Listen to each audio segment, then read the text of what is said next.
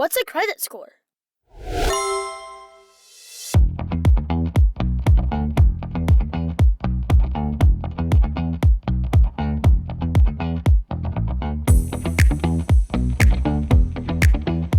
Hey Cash Kids, and welcome back to another episode of the Cash Kid Podcast. Whether you're listening from Amazon Music, Apple Podcasts, Spotify, the Cash Kid Podcast website, or wherever you like to listen from, we're glad you're here. This is episode 5 of season 2, where each week we dive into different financial terms we need to know to become Cash Kids. This week, what is a credit score? Do you have a credit score? If so, how is it calculated? What's a good score? And can you just ask people what their score is? Those answers and more coming up. Plus, another book review this week. The Cash Kid Podcast is underway.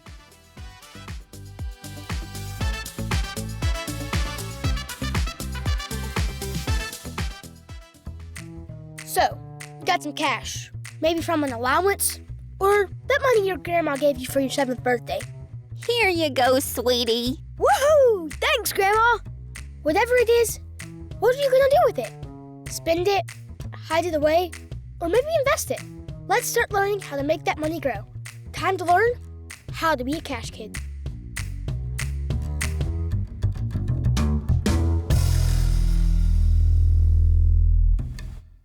Last week, we discussed the difference between debit and credit. We stated that credit is money that's borrowed from a lender in return that you agreed to pay it back, usually with interest. But how well you pay it back, how often, and how much credit you have can feed into your credit score. Now, for kids my age, we don't have credit scores yet. But let's compare it to an adult's grade point average, or GPA. At my age, we worry about our GPA by the grades we get in school. It's based similarly on how well we perform in our classes. A credit score is kind of similar. A credit score is a prediction of your credit behavior.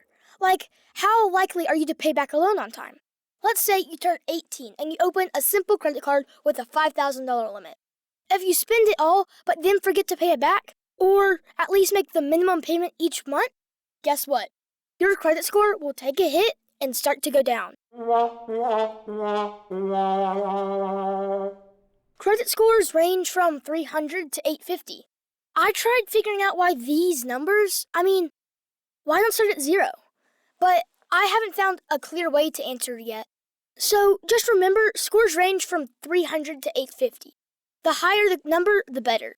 A score below 700 is considered fair credit. We'll equate that to getting a C average. Anything around 700 to 800 is good. We'll say a A or B average. And anything over 800 is considered exceptional, or A+. In 2022, the average FICO score in the U.S. reached 714. There are actually several sites where you can check out your credit score at any time.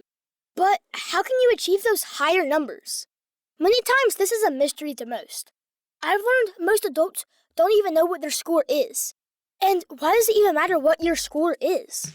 We'll discuss this more coming up, after this book review from my mom.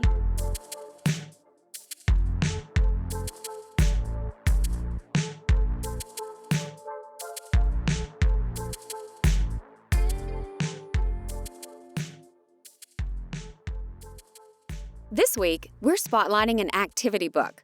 The title is Investing for Kids Activity Book by Justine Nelson.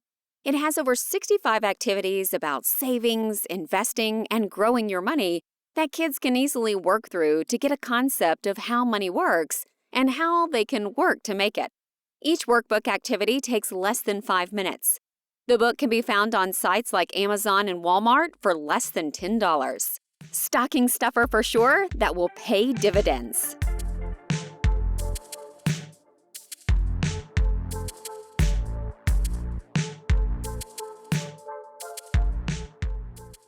Thanks, Mom. All right. So, why does your credit score matter? It matters because companies use your credit score to decide on whether to offer you money to borrow to make purchases like a house or a car. Like our $5,000 credit card example earlier when he forgot to pay it back or make his payments on time. Say that same person went to try and buy a car and he needs a loan to do it, which would be another line of credit. The car dealership would look at his credit score and say, hey, your score isn't great because you show as being behind in paying back your debt. So, no car for you. Oh, come on! There are actually several factors that impact your credit score. Here are some. Your bill paying history is one. Like in our example, how well do you pay your bills? Another factor is how much current unpaid debt you have. So, how many lines of credit do you have open, and how much do you still owe on each of those? Also, the number and type of loan accounts you have. We'll just say most adults have a car loan and a mortgage, your house payment. If you have those two but you pay the balances each month on time, then this type of practice can increase your score. Another factor is how much of your available credit you are still using. So, if you have a $5,000 credit card and it's maxed out that month, but you pay it back within the month, that can help your score. But if you don't, and let's say you have 3 cards all maxed out, that isn't gonna help. Trust me, we could go on and on about the ins and outs of a credit score. At this age, the moral of the story is this. Building credit is good. It's a way to show you are financially responsible. But getting lines of credit with the intention of not having the income to pay it back and pay it off well, that's going to affect your credit score. It's the same as not listening in class and studying. And it affects your GPA. And one more thing to touch on about how having a lower score can hurt you. See, when you open a line of credit, you're given an interest rate, and this basically is a fee you pay for borrowing the money. The higher your credit score is, the lower the interest rate, which means the less amount you'll be charged by the lender as a fee for borrowing the money. But the lower your score, well, the higher the interest rate. Here's a quick example. Let's say you have a good score and you get a nice low interest rate of 5% on a $5,000 loan, and you need to pay it back within 5 years. You'll pay a total of $661 in interest. But if you have bad credit, then on the same $5,000 loan, let's say you're given a 10% interest rate, you'll pay $1,347 in interest. See the difference? Same loan amount, but because you're trusted less, you get charged more. Build trust. Build a better score. It matters. And I asked the question, can you ask someone what their credit score is? No, that's not something that we do. Yeah, go ahead and ask them their weight next. Was the answer I was given from my dad. So, it's mostly between you and the lenders. So, don't go around asking people their scores, but discuss this with your parents and have an open conversation about how you want to help build a good score one day. Listening to the Cash Kid podcast, we can guarantee will help. Cash Kids, we have more terms, discussions, and skills to learn. Thank you all for tuning in to this episode. If you have a question, please reach out to me at cashkidpodcast@gmail.com, and I'll answer it in a future episode. You can also reach out via our website at cashkidpodcast.com. Follow us on Instagram, and wherever you're listening from, leave a review.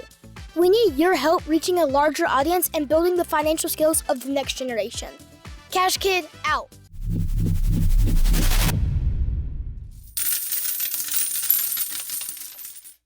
The information presented represents the views and opinions of the guest. This podcast does not intend to provide personal investment advice. This content has been made for informational and educational purposes only. To make a full and informed investment decision, we advise you to speak with a financial advisor. And for kids, definitely your parents first before investing.